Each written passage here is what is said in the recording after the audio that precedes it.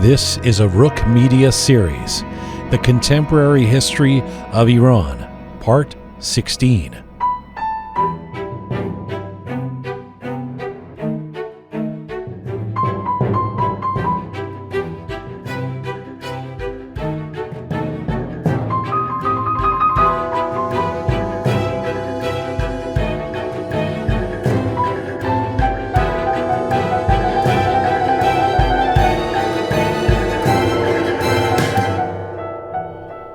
Hi there, and welcome to the Contemporary History of Iran, a series from Roqe Media.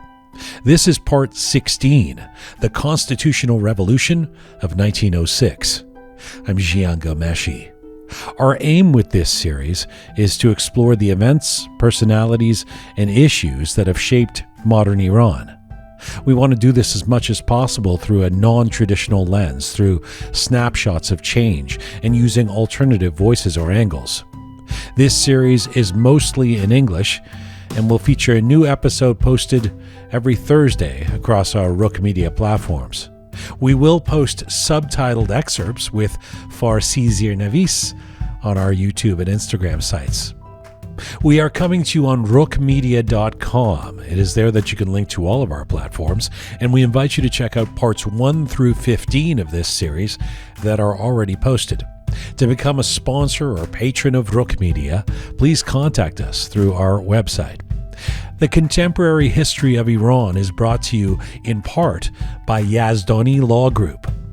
YLG is one of the largest Iranian-Canadian immigration law firms. Their mission, rooted in the leadership of founder Afshin Yazdani, is built on continuously striving to innovate and introduce new immigration pathways for their clients.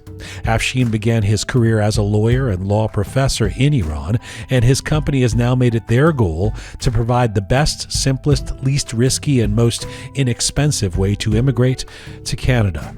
YLG has an impressive track record, hundreds of applications from Iran successfully processed every year. They are at YLGPC on Instagram. That is Yazdani Law Group.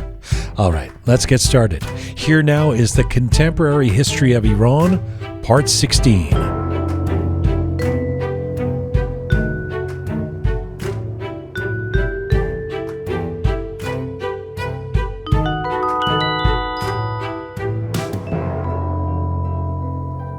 Well, it is impossible to look at the contemporary history of Iran without placing focus on an event that is generally considered a pivotal turning point and foundation of modern Iran, the constitutional revolution of 1906.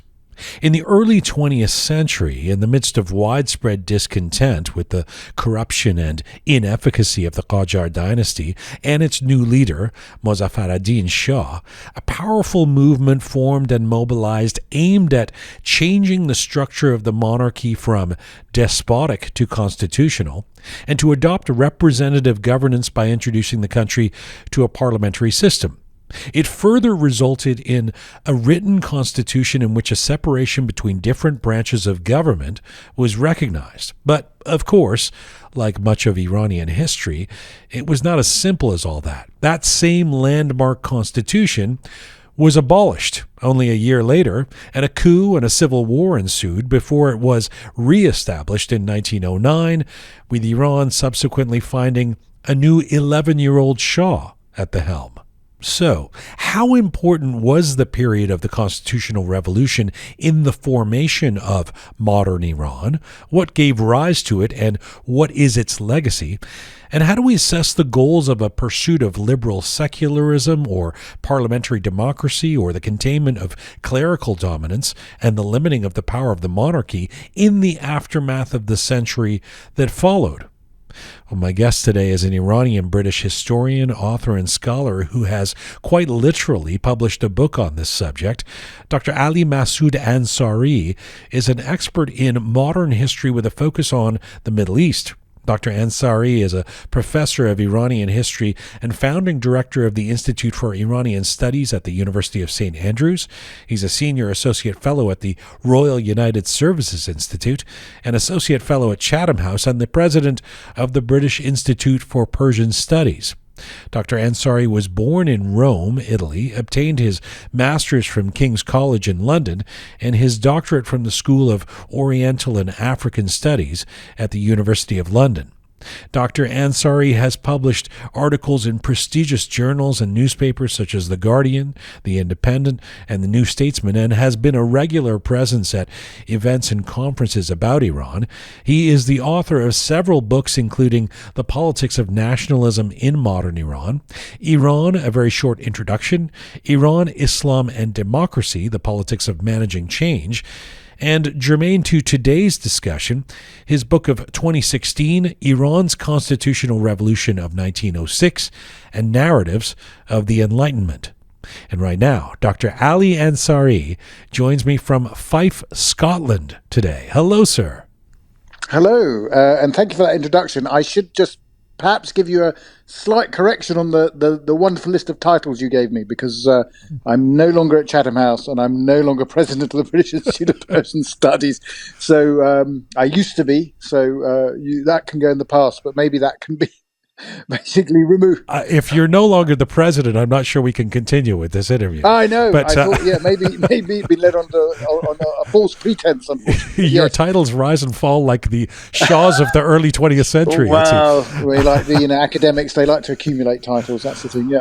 It is a great pleasure to talk to you and to have read your book. Thank you for doing this. Very pleased to be here. Let me start with this. I mean, if you'll forgive this simple nature of the question, it seems like an accepted orthodoxy that the constitutional revolution of the early 20th century in Iran marks the beginning of modern Iran. Do you agree? In a broad sense, yes. I mean, I think for me, as your excellent introduction actually sort of outlined, for me, this is the pivotal moment. This is the moment where Iran effectively enters the modern age with a constitutional system, ostensibly a legal system. And of course, for me and for others who study this, the constitutional revolution basically sets the political template for the country for the next century and beyond. And we still talk about it.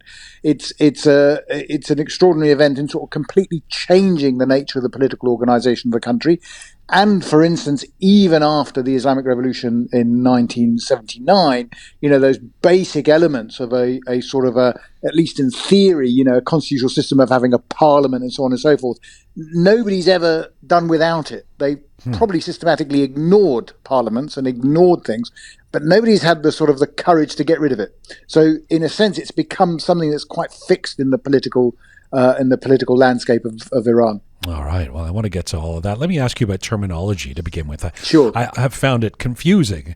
That, in fact, I'm grateful that I've had the opportunity to read your book and learn more about the Constitutional Revolution, because it's always been confusing to me that the term Constitutional Revolution is associated with a period of 5 years or so. I mean, establishing a constitution usually has a year associated, like the 1776 in America or the Constitution Act of 1867 in Canada. But I understand the terminology we use for Iran is to refer to the establishment of the constitution, but also to the entire movement of the period, correct? Well, I mean, basically, when you look at it depends how, historians love to sort of categorize time periods and eras, and they tend to sort of look at, the period from, the end of 1905, 1906 onwards to, some people say up to 1921 really is the constitutional period. I mean, other people will shorten it. And it's really this era when the constitution was being established, debated, contested, so on and so forth. I mean, I would argue, and I have argued in other places, that basically it lays the template which extends much further, and that henceforth, again, whether people ignore the constitution or otherwise in practice, they can't ignore it in theory. So it's something that shapes the way in which Iranians henceforth think about their politics. But yes, I mean, it's seen in sort of most standard histories as a specific period in Iran's modern history. Take us back, Dr. Ansari, to the 19th century. I mean, before we get to the specifics of what precipitated the constitutional revolution, give us a sense of life in the second half of the 19th century, rather, under Nasser al-Din Shah. In what ways was the structure of monarchy and perhaps despotism of the Qajar era eroding to the point where going into the 20th century, a collective will would come about to bring structural change on a constitutional order?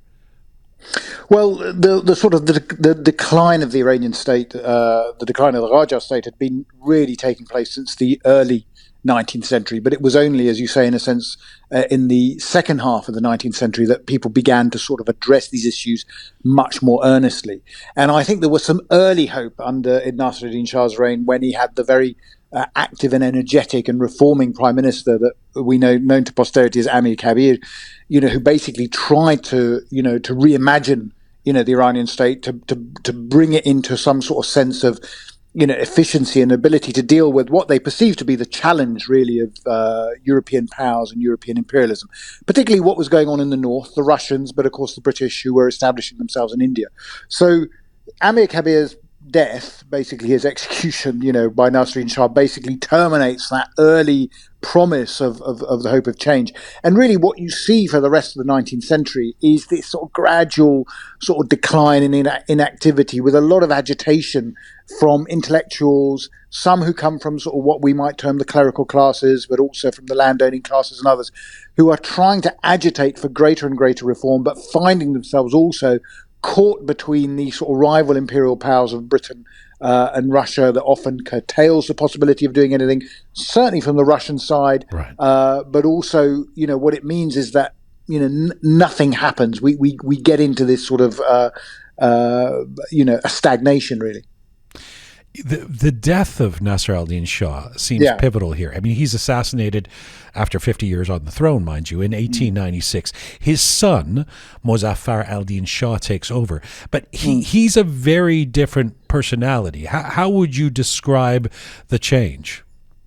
Well, really, if strictly speaking, what we should look is a little bit further back, actually, in terms of the tobacco revolt, which was a revolt against an economic concession given to a British entrepreneur, really a bit of a wheeler dealer, and not the best concession ever offered, it has to be said, and one in which Nasruddin Shah had offered really to gain a bit of extra money. He was fairly frugal with his own money. He sought to sort of sell off various assets in order to raise money to do the various things he wanted to do, basically travel abroad.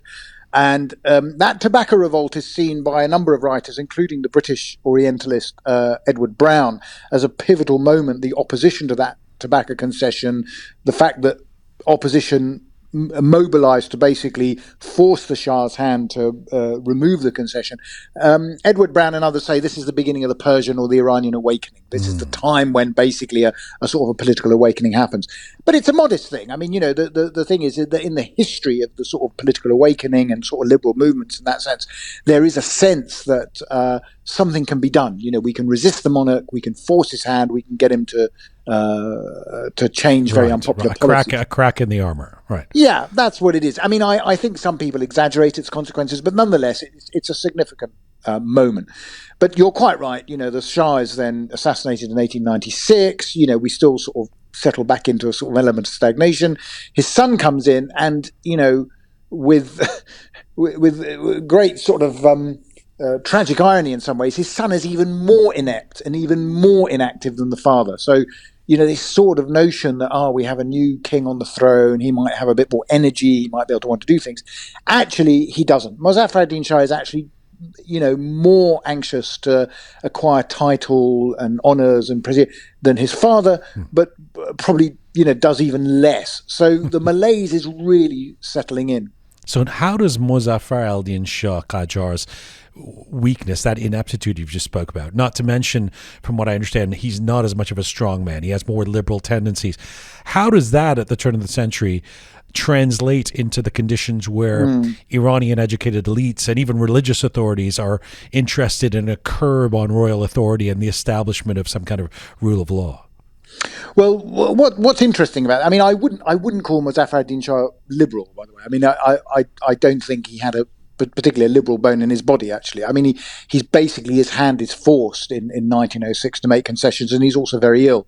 But there are issues building up really at the end of the 19th century, a lot of pressures building up, particularly from intellectuals. A very prominent religious intellectuals as well, such as Jamal ad-Din al-Afghani, who basically agitate for reform, who demand a constitution, the rule of law.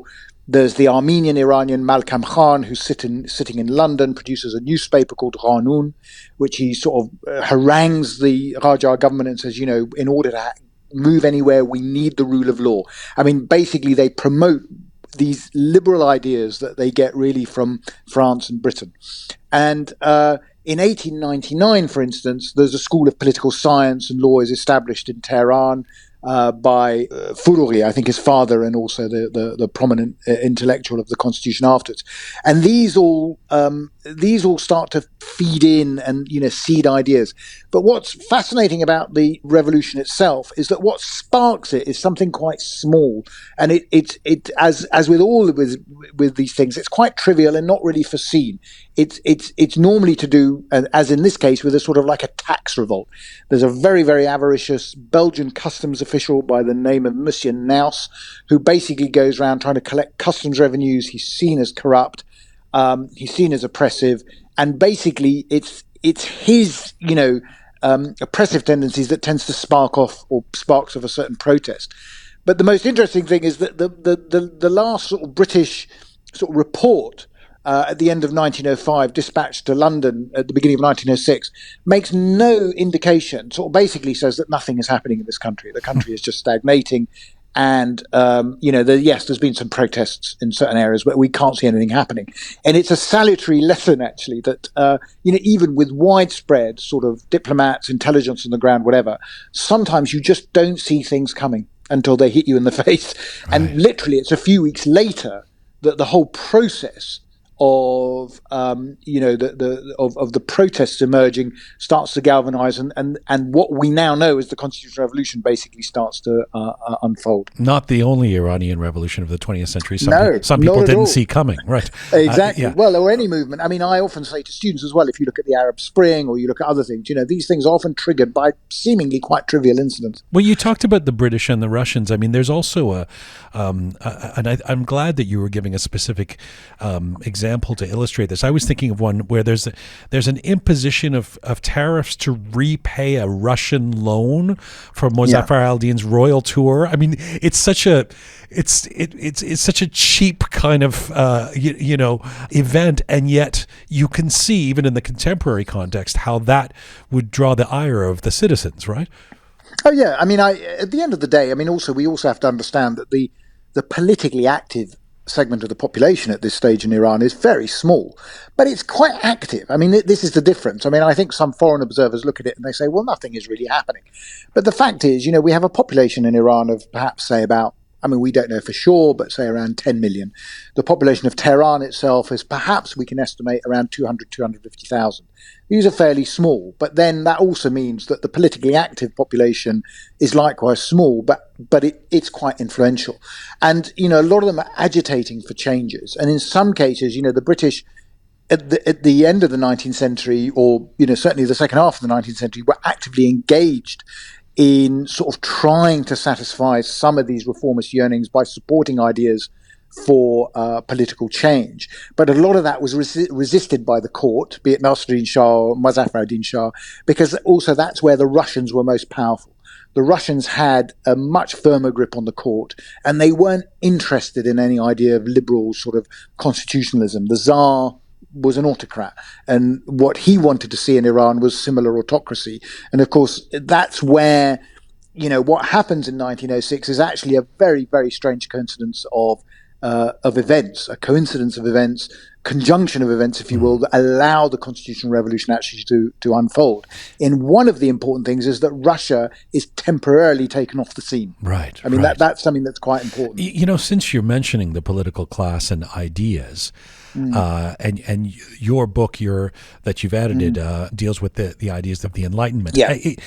Let me ask you just briefly about that as sort of a sidebar, and if you can do this simply, how did Iran's constitutional movement draw on a diverse range of ideas and orientations that in good measure were associated with the Enlightenment? Well, a number of Iranians had been going to the West really since 1815, actually. I mean, a steady trickle had been going to the West. They went to France, they went to Britain in particular. They wrote some very interesting travelogues and accounts of their experiences there. And they were really taken by the political system, particularly in Britain, actually, is what impressed them.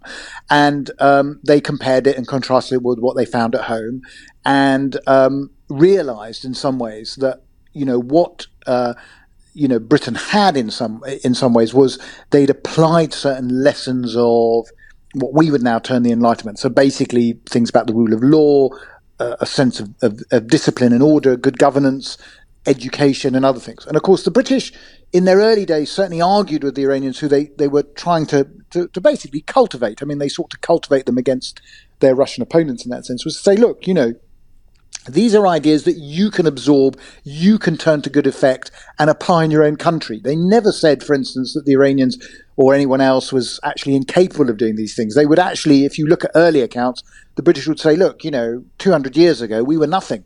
But, we've applied ourselves and look what we've become. If you do it, you can do this too. And of course, that's a very attractive, argument to many reformers who thought, well, this is a way to deal with it. They just suffered defeats at the hands of the Russians. They wanted to find ways to deal with that. And what these thinkers were saying was it's not simply a case of building a better army. A lot of people would say, well, what you need to do is you need to strengthen your armed forces. What the British were actually saying to them was that you cannot build better armed forces if you don't change the political system you have in order to sustain that. And these are the ideas that were coming through. And by the end of the 19th century, it's quite powerfully expressed by a number of thinkers. I've already mentioned two, like Afghani and Right. Malcolm Khan. Right. But then you see others. And one of the things which I've talked about, and it's also, I think, in that book, it's very striking the number of Iranian intellectuals throughout the 19th century that become members of Masonic lodges. They all become Freemasons. And the reason they become Freemasons is because it allows them a sort of an entry into this sort of international intellectual brotherhood. And this is the way they absorb these ideas. Basically, to become a Freemason, you just have to believe in God. That's absolutely fine. You're a Muslim. You can do that. You don't have to believe in anything else. But it brings you in. You're no longer an outsider. You're part of that sort of movement. And of course, Freemasonry in those days had quite a different sort of agenda. It was very iconoclastic. It was very anti-organized religion. It in many ways, very progressive. I mean, it promoted progressive ideas. So these were things. So if you look at the constitutional revolution itself, for instance, almost every constitutional leader of note came from a single lodge in Tehran. They all were members of a single lodge.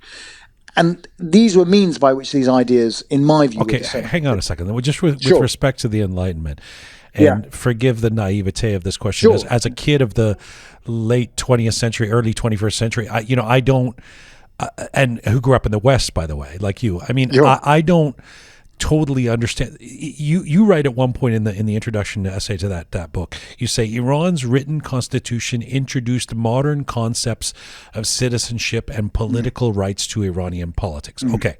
Yeah. So I look at that and go, wait, what was the thinking around citizenship and rights before this? I mean, what if this was being introduced, what was citizenship before it was introduced?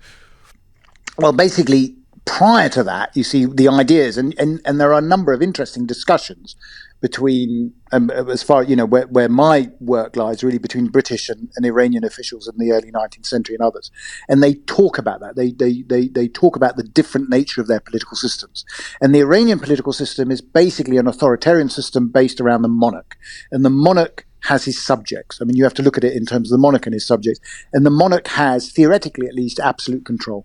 Okay, an absolute authority. Now, these are obviously delimited in some ways, either by religion and also the ability to do things.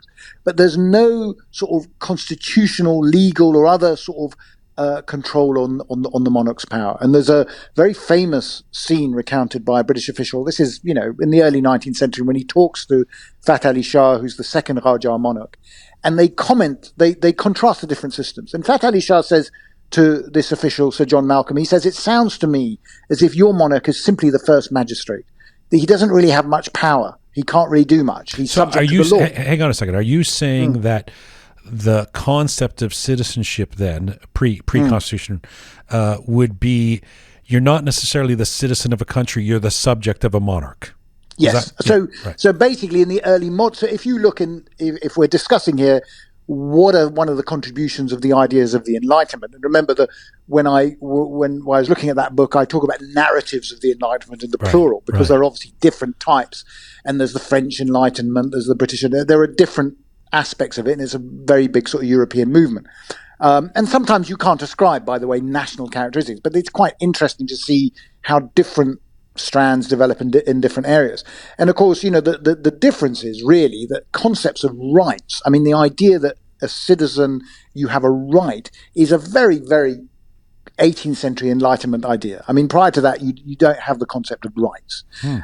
So it's not something that is as established as you get then. Yes, there are sort of monarchs in the past who talk about almost like a sort of a social contract of sorts. I will do this, you will do that, so on and so forth. We exchange it. But the notion that, as you get, I think expressed most obviously in the American Declaration of Independence, that we are endowed with inalienable rights.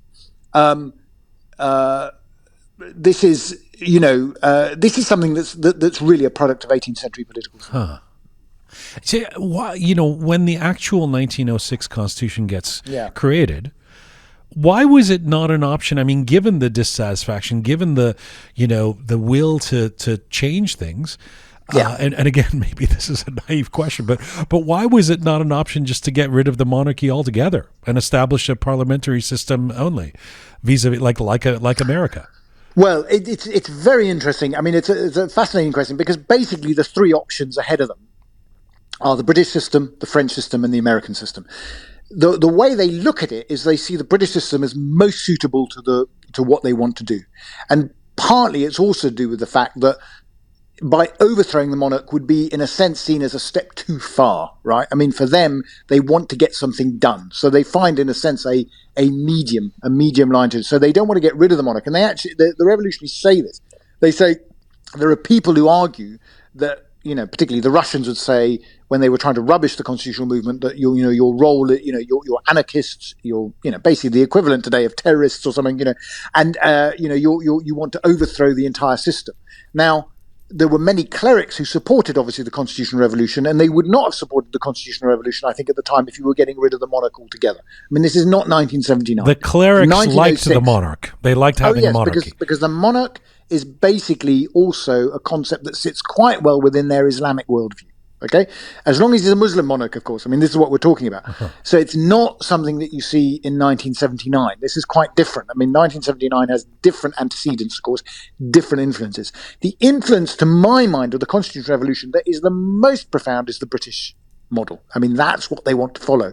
And they're most impressed by that. They have some ideas of the American system, but they're not as familiar with it.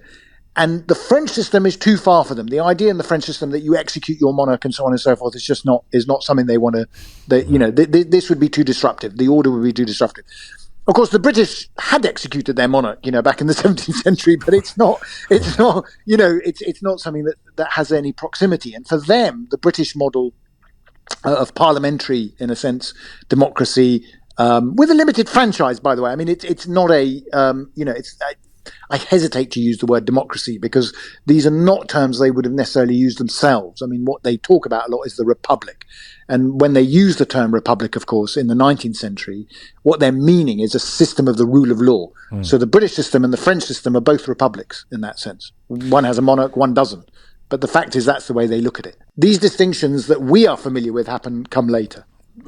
Beyond the establishment of institutional laws, how did the Constitution and the Constitutional Revolution enshrine and embolden Iranian nationalism? In a previous episode in this series, we talked about this period being the start of the Persianization of the country. In fact, we were speaking to somebody, a professor who's a Kurdish expert, talking about how this was the beginning of dissatisfaction amongst the Kurds because they suddenly say we're being left out because we're seeing Persianization. How does Iranian nationalism play into the constitutional revolution? Well, certainly it feeds into it it certainly feeds into it, and it comes out of it too. And one of the reasons is, I mean, these are some of the consequences of the vision that they have that, of course, does tend to erase differences. So you've got to understand that Iran, at the end of the, I always describe Iran in some senses as an imperial kingdom. It's basically made of a multitude of different peoples. The term Iran itself is, yes, it's a territory, it's a political territory, but it's also a geographic term. So it's the guarded domains of Iran is the official title in a sense. But coming out of the constitutional revolution, it's quite true, is that Iran then becomes a sort of a national identity in a much, much more evocative way.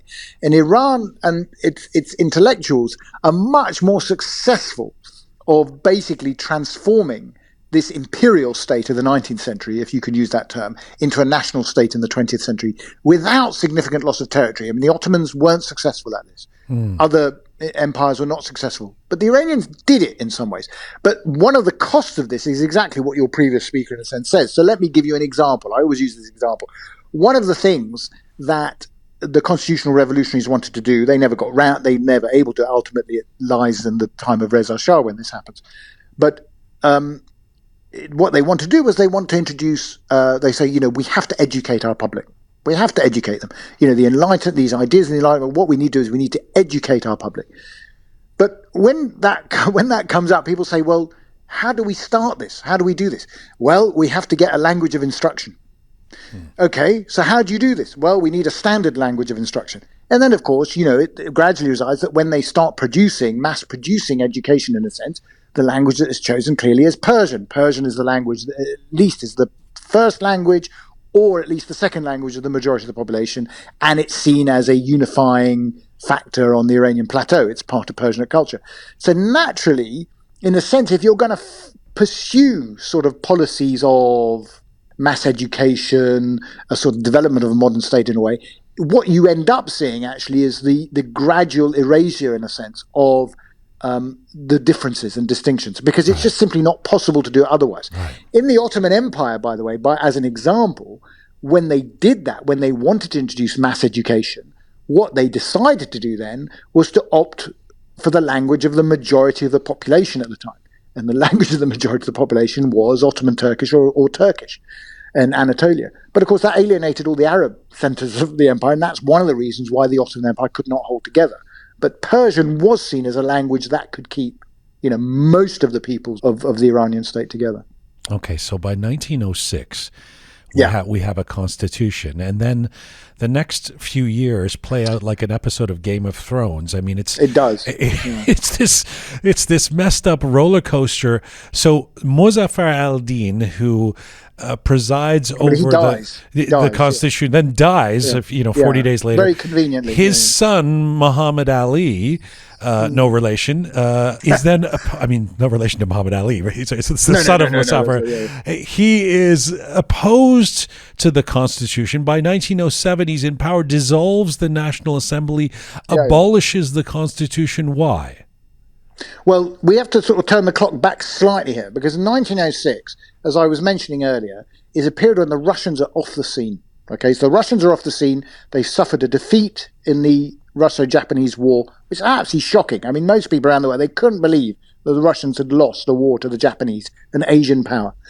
Then they have the Russian Revolution of 1905. This is also a disaster. Tsar Nicholas is basically slightly in retreat. He's pulled away. The British are much more, in terms of the power in Iran, are much more freer, have much more freedom of action. And certainly the constitutionalists go to the British. And of course, one of the famous events of 1906 is the sanctuary that Iranian intellectuals, and if you remember, I said earlier that the population of Tehran was probably around 250,000. 14,000 people seek sanctuary in the British Embassy compound in Golhak. And it's from there that basically the details of the constitution are worked out. And they go to the British Chargé d'Affaires. There's only a Chargé d'Affaires at the time. And he is basically entrusted with negotiating the settlement of the constitution.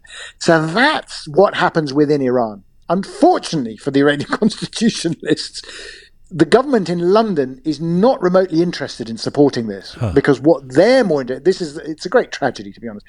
And I think a great mistake of British policy at the time. The foreign secretary at the time of a new liberal government, as it happens, basically comes in and he's more interested in securing the security of Britain in Europe. And the security of Britain in Europe means basically containing Germany. Containing Germany means an alliance with the French and by extension the Russians, who are the allies of the French.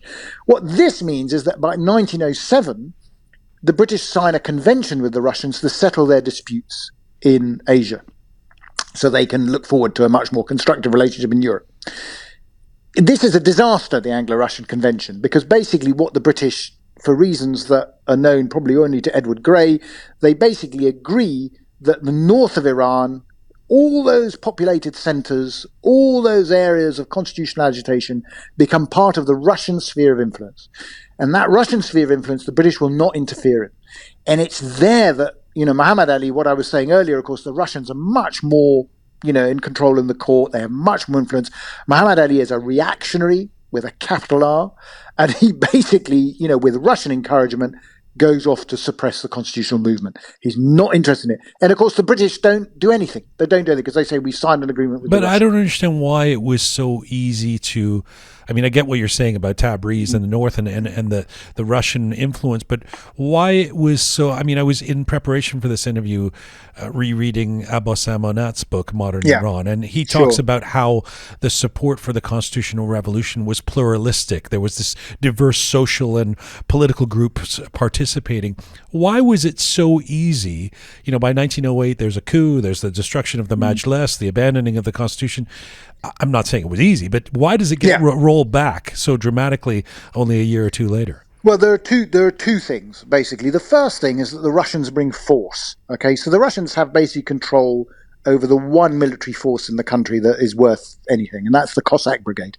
And the Cossack Brigade basically is mobilized really in favor of the anti-revolutionaries and in favor of the monarch. They're also not ill-disposed or not shy about sending troops across the border if they need to. That's what they do. So they this is pure, repression. The other side of it, of course, is that the constitutionalists then realize that there is no hope of support from the British. The British seem to be absent from the scene.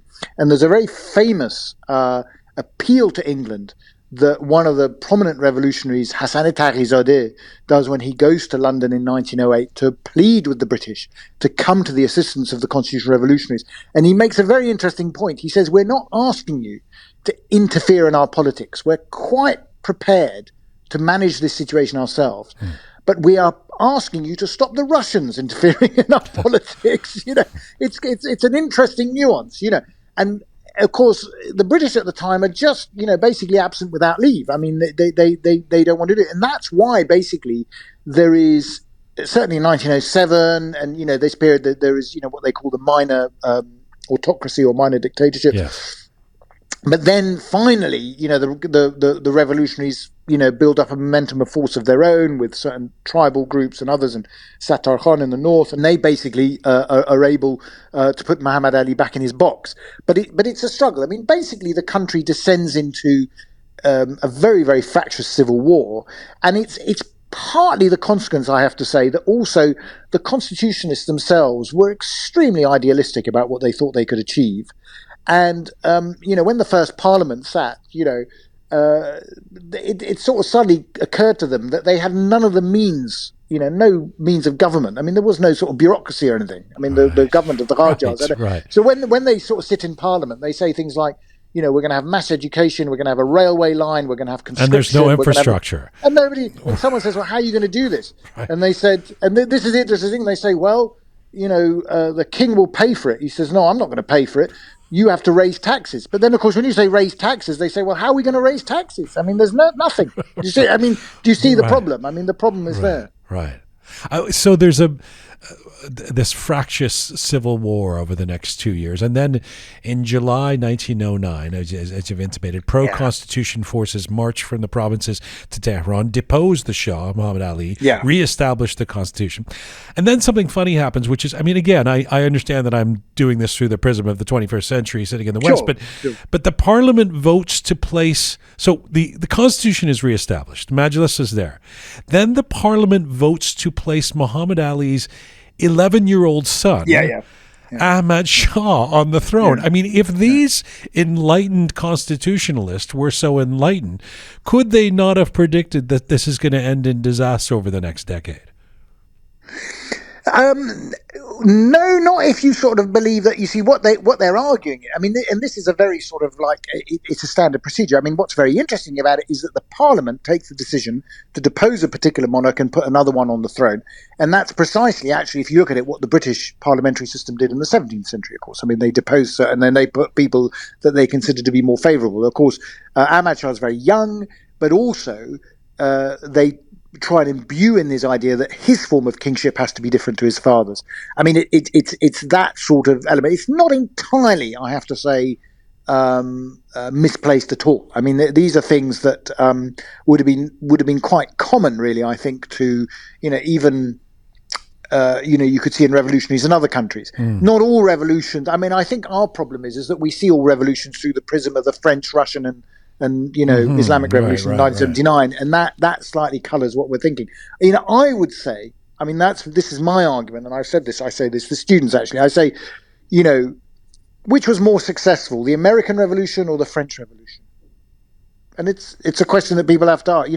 I would argue actually in some ways the American Revolution, which has had much more profound consequences, and it was a much less violent. It wasn't non-violent by any stretch of imagination, but it was a much less violent and much less dramatic, in a sense, revolution than the French Revolution. In that, But you get what I'm saying. I mean, here we are talking about political rights, the establishment of law, infrastructure, education, and now let's put an 11-year-old on the throne. I mean, it seems at odds. And was the idea that Ahmad Shah would somehow be easier to control? Well, I mean, the point is, of course, according to the Constitution, the Shah is only meant to reign, not rule. So an 11-year-old's perfect. He just needs to sit there and do the symbolic stuff. The responsibility for government lies to his ministers. That's the change in the system. So the monarchy represents the authority of the state, but he shouldn't be doing day-to-day running a government, and he doesn't have responsibility. So in that way, there's no contradiction there, to be honest. Dr. Ansari, sorry, go ahead. Yeah. You're quite right to say, by the way, it doesn't work. I mean, ultimately, it doesn't work. But all I'm saying I'm just saying, couldn't somebody have said, he's 11? No, because it doesn't work, not for reasons basically of the Shah. It doesn't work because the whole constitutional system becomes ineffectual. I mean, what you're arguing, I don't think it has to do with his age, but what ultimately happens is precisely, you go through the Great War, which is devastating for Iran, the First World War, and then ultimately what they find is that they say that, and this is it's not just, let's set conspiracy theories aside for the time being. There's a lot of Iranian intellectuals who say, look, what we really need is, this constitution is all very well and good, but what we need is government. We need forms of government and governance, and so we need something. So, what they end up finding, of course, is a strong man, that comes in the form of Reza Khan. But you have to remember that when Reza Shah comes in with Tabatabai and others in 1921, again, they're not overthrowing the monarch. They don't overthrow Ahmad Shah. They just simply say, we're getting rid of your government, we're going to give you a decent government, and we're going to start building the state. Ultimately, exactly as you say, obviously Reza Khan has ambitions that are, in another direction. There are many of his supporters who say, actually, let's get rid of these Rajahs because, frankly, they've been useless. And let's bring in a new dynamic national monarchy, which is how they identify the Before we get to Reza Shah, though, and the path of these and the legacy, just 2 steps back. I mean, sure.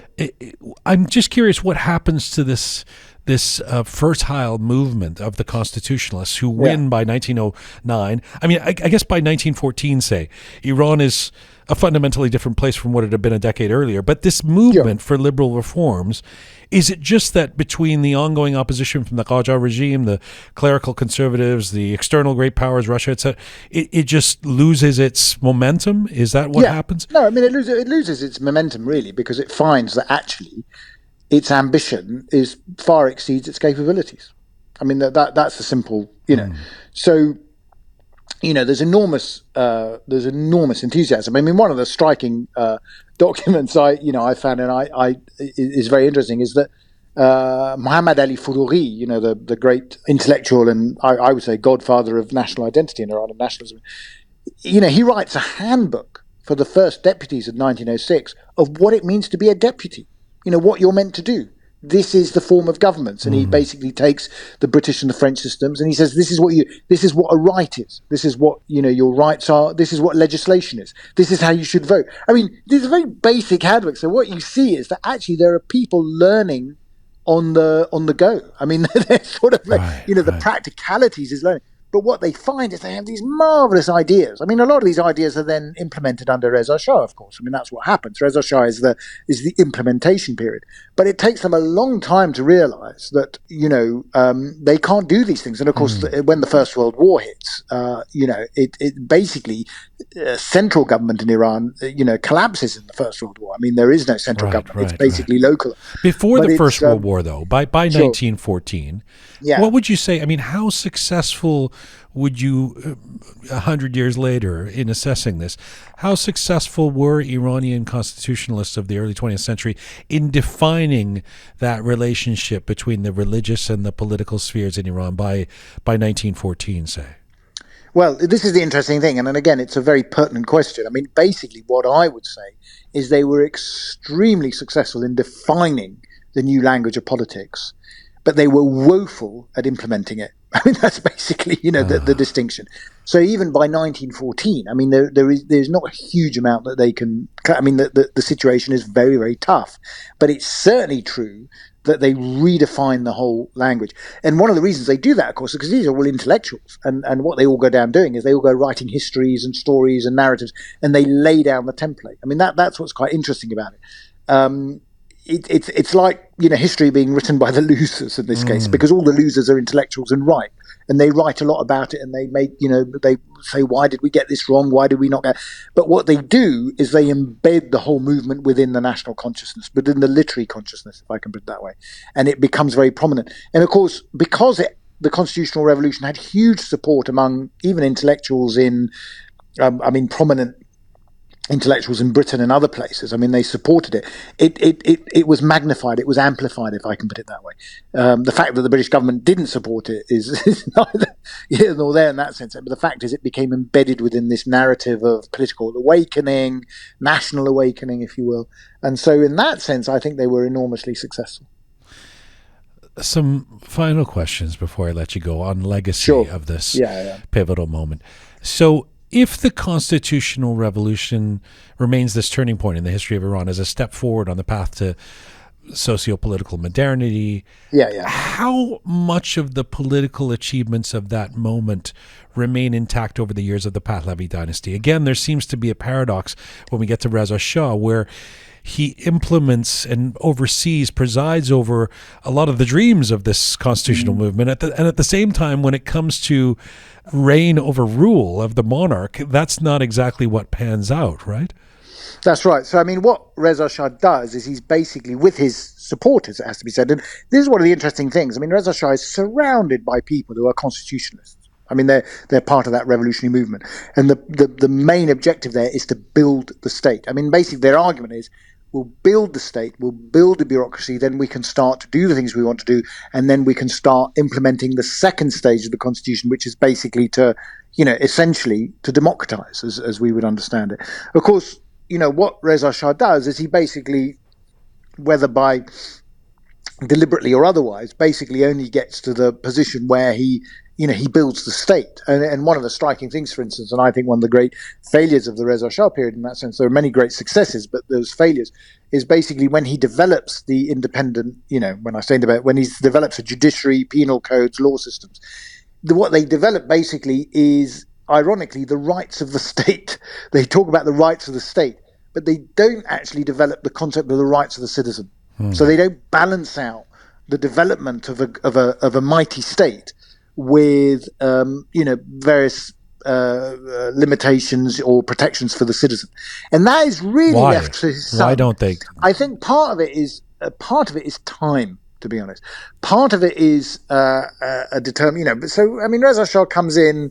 I mean, really, his active period is from 1924 to 1941. He's very anxious, for his own mind. He sees himself very much as a sort of a ruling monarch, certainly. Interestingly, he identifies himself as a national or a constitutional monarch. He sees himself as constitutional. He's not. I mean, obviously, in many ways. But, because he contrasts himself with the Rajahs before him, he says, basically, I'm much more, modern in my thinking than the Rajahs ever were. But I think, partly it's personal preference. There's no doubt about it. I don't think he fully understood necessarily that sort of, constitutional element, the sort of legal side of it for citizens. Part of it is time. I mean, I think there were limited, it is possible that had he not been deposed in 1941, that the development of the state could have gone further in the particular direction that would be more favourable. I mean, there are a variety of issues around that. I would say it's a combination, really, of his own, I suppose, preferences, certainly by the end of his reign and his rule, a certain paranoia. But also, I think, when you look at it, really, the relative short amount of time that he was there compared to, successive. What about his son, rulers. Mohammad Reza Shah? Well, his son, I think, so his son has the opportunity, I think. But I think also what his son does is he emphasizes, in my view, mistakenly, still quite dramatic in some ways, but he emphasizes economic over political development. And I think that's a mistake. I think ultimately what Mohammad Reza Shah should have done is basically completed, in a sense, the revolution begun under the constitutionalists, implemented in good measure, but not completed by his father. It was up to Mohammad Reza Shah to complete that.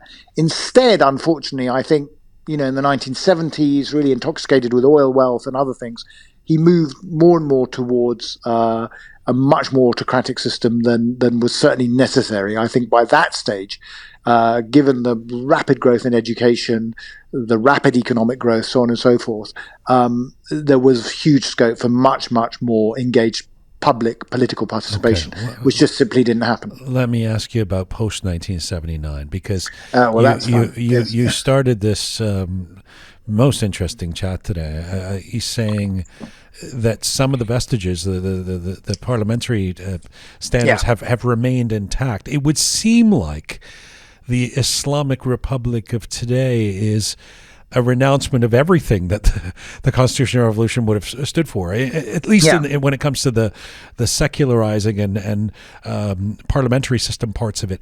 What do you think we are to make of the legacy of the constitutional revolution in Iran today under the Islamic Republic? Well, two things to bear in mind. One is that in the original constitution, of course, in 1906, there was also meant to be a council of 5 leading mujtahids who were meant to survey and look at law and make sure it's compatible with Islam. I mean, Islam and Shia Islam was still, if you look at the constitution, absolutely fundamental to the constitution of 1906. But you're quite right to say that obviously what people did is they moved to a much more secular and nationalist angle. Now, with the revolution in 1979, of course, this was an attempt, in a sense, to marry two quite distinct principles. One was a republican system that was based essentially on the French system, married to this concept of el-Ittifaqi and others. And on that level, yes, you're quite right to say that it proved to be a very, very unhappy marriage. I mean, it wasn't going to work. And what we've seen subsequently really is the sort of collapse of that republican element that was, at the foundation of the constitution in 1979 under the weight of this sort of Islamic autocracy. So in that sense, yes, I mean, it has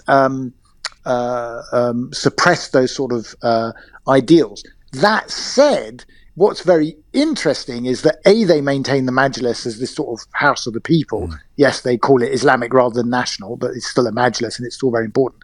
And many of the reformers, many of the intellectuals in Iran today, many of the sort of more progressive, all trace their origins back to 1906. And even, in the centenary of the Constitutional Revolution in 2006, there were huge numbers of discussions about how far have we come, how far do we still need to go, to be honest, which was quite far. And repeatedly, if you look at accounts in Iran, they always talk about, the Constitutional Revolution as the moment which we have to refer back to, and that's quite interesting. Obviously the authorities in the Islamic Republic and the hardliners and the clerics tend to want to rubbish the constitutional revolution. They want to dismiss it. They think people like Fourouri and Tahrizadeh are all stooges of the West and so on and so forth. But it's quite interesting to see when you look a little bit deeper that these people are actually much, much more widely read in Iran today than perhaps the authorities would like. A final question to you. Sure. You said something really interesting. I don't know, halfway through this, you said something like, we look at the British, the French, the Americans, but there's the rest of the world too. And I wonder if we could take a macro look at this constitutional revolution, because yes, it's easy to sort of, in contradistinction to Britain or America, say, well, Iran was 200 years behind, but it wasn't for the Middle East. This is this constitutional revolution was, as I understand it, quite progressive or ahead of its time to a certain extent. Can you speak to that in terms of a final thought on the legacy? I would. I mean, what I'd say is one has to be careful, because the Ottoman constitution, of course, took place in 1876, but the Ottoman constitution didn't get anywhere. It lasted 2 years, and of course that ultimately failed. And you get different, but you get a different outcome with the Young Turk Revolution in 1908. But nonetheless, there's a huge amount of overlap, a huge amount of communication between the Iranians and the Ottomans on political reform. But what's also striking is, I mentioned earlier also that the defeat of the Russians to the Japanese in 1904. What's interesting is these sort of things reverberate around the world, and there are you can see comparative developments taking place in China. You see developments in India. You see, where there is a sort of general movement. And of course, the Iranians were in some ways, I wouldn't say necessarily, at the forefront of this, but they were certainly, in my view, certainly the constitution was amongst the most progressive constitutions of its time for the non-European world, if I can say that. And I include America in this. So it is certainly interesting that I think they were at the forefront of some of these developments. But in terms of the most prominent in the Middle East, it really depends whether you count the Ottoman Empire as part of the Middle East. Is Turkey in the Middle East? Yeah, you see, right. So I mean, let's say no, so that we can claim to be first. Yeah. So if you exclude the Ottomans, then we're absolutely on very safe ground. Dr. Ali Ansari, I've very much enjoyed this. Thank you for this. I hope you do come back. Thank you. Yes, it'd be an absolute pleasure. Maybe we can do Reza Shah next time. Oh, that would be a pleasure. Thank you. Khudafis. Thank you so much. Bye-bye. Bye. Dr. Ali Massoud Ansari, an expert in modern history with a focus on the Middle East and a professor of Iranian history and founding director of the Institute for Iranian Studies at the University of St. Andrews. His 2016 book is entitled Iran's Constitutional Revolution of 1906 and Narratives of the Enlightenment. Dr. Ali Ansari joined us from Fife, Scotland today. This is full time for the Roqe Media series, The Contemporary History of Iran, Part 16, brought to you with the support of Yazdani Law Group, one of Canada's largest immigration law firms, YLGPC, on Instagram. Please check out our regular editions of Roqe and all things related at roqemedia.com. That's our main site, roqemedia.com, where you can also become a patron and sponsor of the show. Thanks to the team who make Roqe Media happen: talented Anahita, Super Parisa, Ponta the artist, Savvy Roham, Ahay Mertad, the fabulous Keon, Captain Reza, and Groovy Shaya. Thank you to all of you out there for supporting us and sharing our content. Please subscribe if you've not done so already. You can find me on Instagram at Jian Ghomeshi. Mizun Bashin.